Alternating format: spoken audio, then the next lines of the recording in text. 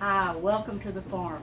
I'm going to make spaghetti sauce today. Now, it's a long drawn out procedure, so there's going to be several stops and starts to this video as I do the different parts because you don't want to watch an all day long video, so I'm going to cut it down. First thing I have to do is wash the tomatoes. We've got a variety of kinds of tomatoes here. Some of them are Better Boys, some are Empire. I really don't know the difference in the round ones, but I also have some Roma tomatoes. Now these are the largest Roma tomatoes we have ever grown. They are huge. I've grown Amish paste tomatoes before, and they are about this big, but I didn't get any of those plants this year, so I'm really excited that these Romas turned out this big. I've got some hot peppers. I'll probably just put one in the whole batch. We don't like things really hot. I've got onions that I'm going to cut up in it. I'm going to roast some garlic. Now I'll just throw that out here.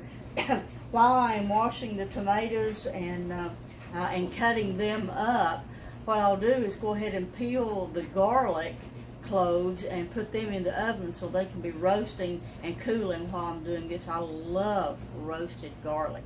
Our peppers, our sweet peppers, didn't do very well this year. However, I've got a couple of gallon bags of cut up sweet peppers in the freezer because they did real well last year. And that's what you do. When you have a lot of it, you don't just get rid of it or let it go to waste. You put it up because the next year the season may not work that well for it. So it's always good to plan ahead of that. So what I'm going to be doing now is washing these tomatoes, and you don't want to watch that. I'm going to be using a recipe from the National Center of Home Preservation. I believe that's the University of Georgia that puts that out. So I know that it's a tested recipe, it's a safe recipe, but it is one that we like. It's very similar to one that I did for years that we just sort of made up, which that's really not a safe way to do it, and I avoid doing that anymore. I search until I find a tested recipe that is very similar to what we like and go from there. So I'm going to cut this off here, and we'll come back later and show you the next step. Well, I'm getting ready to start cutting up the tomatoes, but I got to thinking about roasting that garlic, and I thought you might like to see how to do that. So what I've done is I've taken several heads of garlic, and I've peeled the individual cloves. Now you can roast them in the head, or you can actually just take them out in individual cloves without peeling them and roast them that way. And sometimes I do that and actually save the peelings off of them to go in broth whenever I'm making chicken broth or beef broth. But this time I went ahead and peeled them because I want to be able to use them directly as soon as they're done, as soon as I get through doing the tomatoes. So what I'll do is I'll take these cloves of garlic and put them in a piece of aluminum foil and just drizzle them lightly with just a little bit of olive oil, not much, just enough to make them roast well.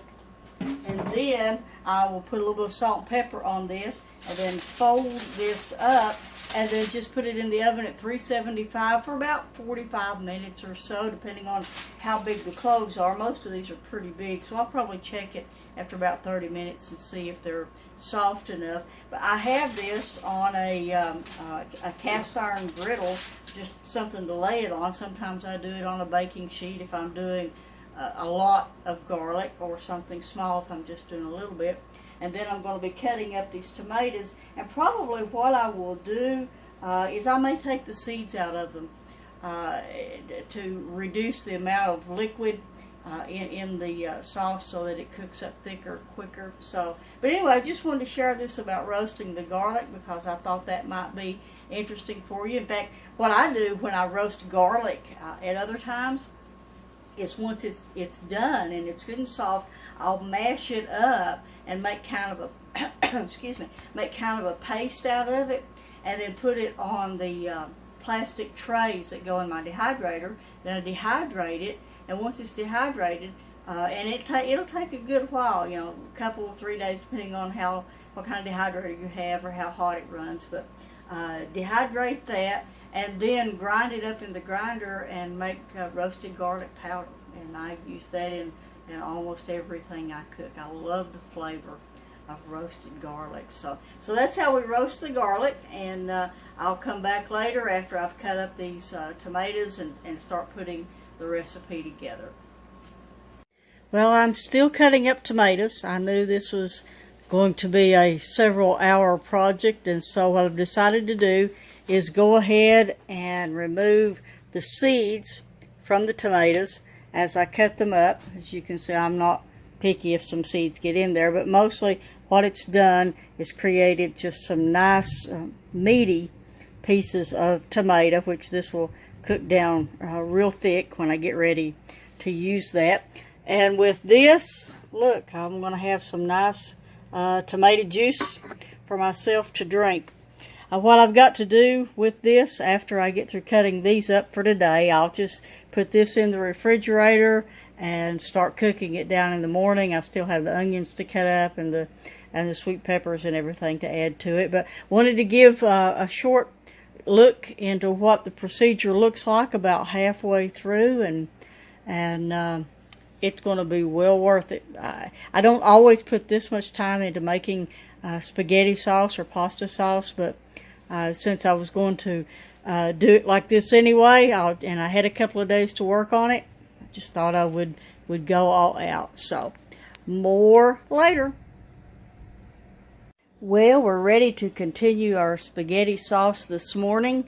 I got all the tomatoes cut up yesterday. I had about a bushel of tomatoes as it turned out, so it took the better part of the afternoon to get them all cut up. So I waited till this morning. I put them in the refrigerator, covered them, and I'll start back in this morning.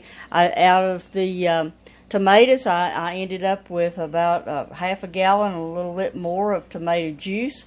Remember, I saved out the liquid and the seeds from the tomatoes, and that made some juice. That'll be good for drinking. I have here 3 cups of onions cut up. The reason there's 1 cup of peppers there, that was fresh peppers. These are the peppers that I had in the freezer, so I have 2 more cups for a total of 3 cups of peppers. The garlic that I roasted yesterday, I will use somewhere around 8 or 10 or 12 of those cloves, depending on the size. I'll mash those up, excuse me, and put that in. My next step will be to take the onions and the peppers and the garlic, and I'll saute that in a pot with just a little bit of olive oil until they begin to get soft. Then I will put everything over into bigger pots. I have 1 bigger pot here for the bowl of tomatoes, and I'll probably just leave these in the pot that they're in and add the tomatoes and garlic and peppers to that. I will also add, now you have a little bit more leeway when it comes to your spices as far as how much you want to put in it. What I will do with this amount will probably be somewhere around 2 cups of oregano. Excuse me, goodness gracious, not 2 cups. 2 tablespoons. I was looking at something else. 2 tablespoons of oregano, basil, parsley, thyme, and rosemary.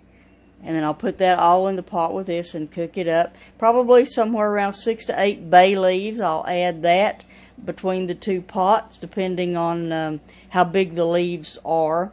About a tablespoon or so of black pepper and salt. And what I usually do with the salt and pepper is I'll add a little bit to it, and then later on, as the tomatoes are cooked up, I'll taste it, see if it has, I think it has enough salt and pepper in it, and then you can add more, about 2 tablespoons or so of sugar, and again you can add a little bit more of that to taste. I am going to cut up 1 jalapeno pepper. I haven't cut that up yet, and I'll put on gloves to do that. Trust me, you do want to put on gloves when you're cutting up hot peppers. I learned that the hard way a long time ago. But anyway, what I'll do is I'll put all this together in the pots, put it on to cook. I'll let it cook about a couple of hours or so until it's good and liquid. And I'll show a video of that a little bit later. show what that looks like. And then we'll run it through the food mill and get our sauce to cook down for the thickness. So there you have it, getting ready to go with phase 2. Well, I've got the tomatoes on cooking, and I thought I would pop back in with just a real short little video to show you. These are the parsley and oregano and thyme and bay leaves and let's what else, rosemary. It's in there. So I'm getting ready to stir this in. I'll let this cook until the tomatoes get really well done and mushy, and then we'll come back with another video of running them through the food mill.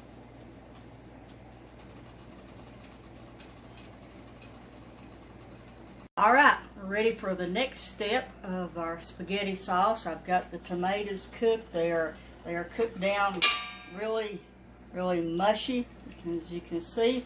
I'll be running them through this food mill. Now there are several different kinds of these. There's the old Foley food mill that I had, my mother had growing up, and that I had.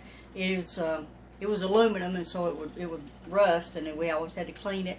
I had found this one that's plastic. The base of it is aluminum, but I keep it good and clean. It's got a twist here. I always like how that works, because you can back it up and clean the tomatoes off of the grid, or the piece that goes in there. There are others. There are these Victorios strainers that are bigger. In fact, I have one of those that a friend graciously gave me. They're a little bit harder to clean than this. This is just a pretty quick way of doing it. But I wanted to show how to do the tomatoes, how I get it into a smooth sauce. It's not chunky. We got all of our peppers and onions and garlic and everything in it, but this will make a really smooth sauce. So what we'll do is, I've got my pot that we're going to work in. This doesn't quite reach here. It's nice if you had a pot that it reaches, but this will be fine. You do what you have to do. So I'll just begin taking this and pouring it in here. See the basil's cooked up. It looks kind of like kale or greens in there, but it is the basil. I'll put several cups of this in here, and then just begin working this around. I don't know how the video, yeah, the video's showing that coming down out of the bottom of this, and I'll just keep going. I'm going to turn backwards to get it off the grid. I can take the bay leaves out now, because they won't grind up through that. In fact, you want to take the bay leaves out. Just keep grinding through. And it goes through pretty quickly, because everything is cooked really soft. I'll show this in just a second. Oh yeah. And what was just about, I don't know, I didn't count them, 4 or 5 cups of tomato mixture is now reduced down to probably about maybe just a few tablespoons of skin and residual onion leftovers and so forth. Most of the onions and peppers cook up almost where you can't see anything left of them, but sometimes there's a little bit of the skin. You can see that it's left over. I'll just continue with this, going through this pot. I have 2 pots of the tomatoes, and I'm not sure exactly how many that will make, and by the time I cook it down as thick as we wanted, it may make about 8 or 10 quarts, but we'll see. So that shows this step of it. I guess I can show it's not really that big a deal. You can find these at most cooking stores. You can find them online. Look for a food mill. I know that some people even use a big sieve and put them tomatoes down in it, and then it's got like a wooden mallet-like thing that goes down in there. But this works really well. I'll get through these tomatoes pretty quickly.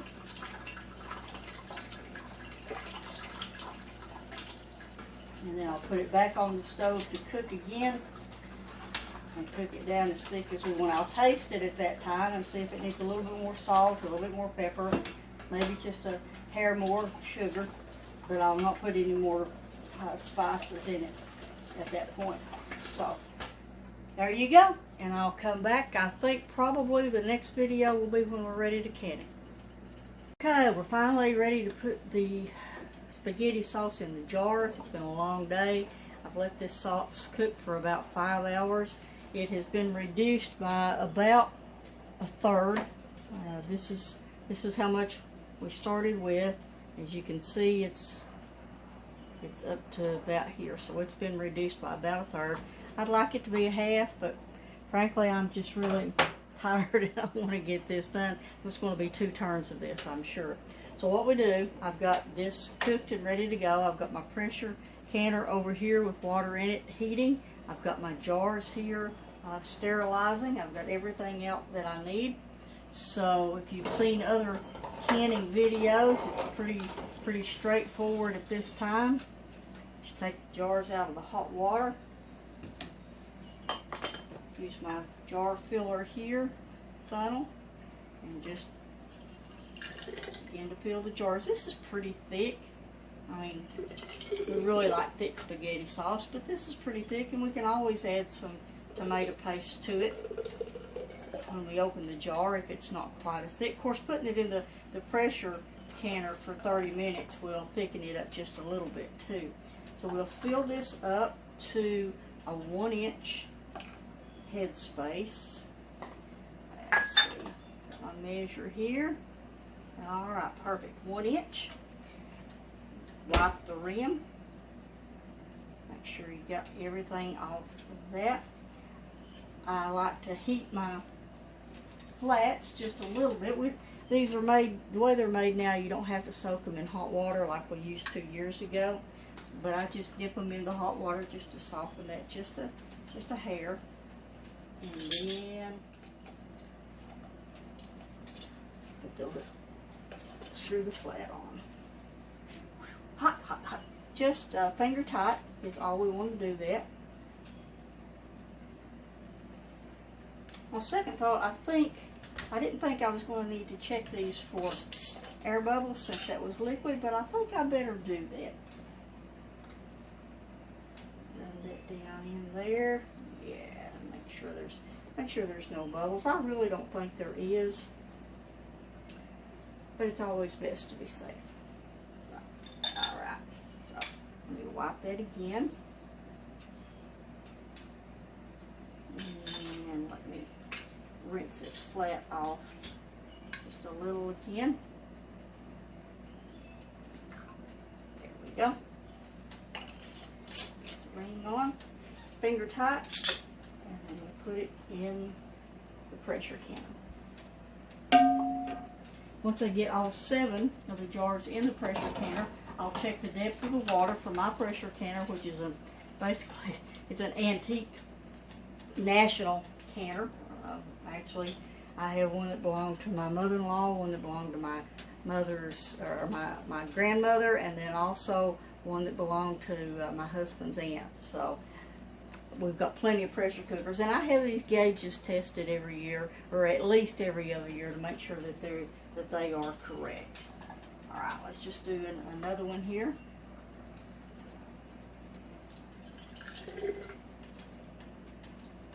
Oh, and I think I started to say, once I put all the jars in there, you can tell it's the end of the day and I'm getting tired. Once I put all the jars in the pressure, I will check the depth of the water for mine, and it needs to be 2 inches before the pressure starts up. Oh, all right, there we go. But you follow your instructions and manuals, so forth, for your pressure canner. All right, 1 inch. And I do prefer, there are some spaghetti sauce recipes that allow you to water bath the sauce. I do prefer to to pressure it. And so that's the recipe that I like to use. Alright, flat on there. Green. Finger tight. And then into the pressure. So I'll do all 7 of these. I think there's plenty of sauce here. There's probably going to be at least 2 turns of this, maybe even a little bit more than that.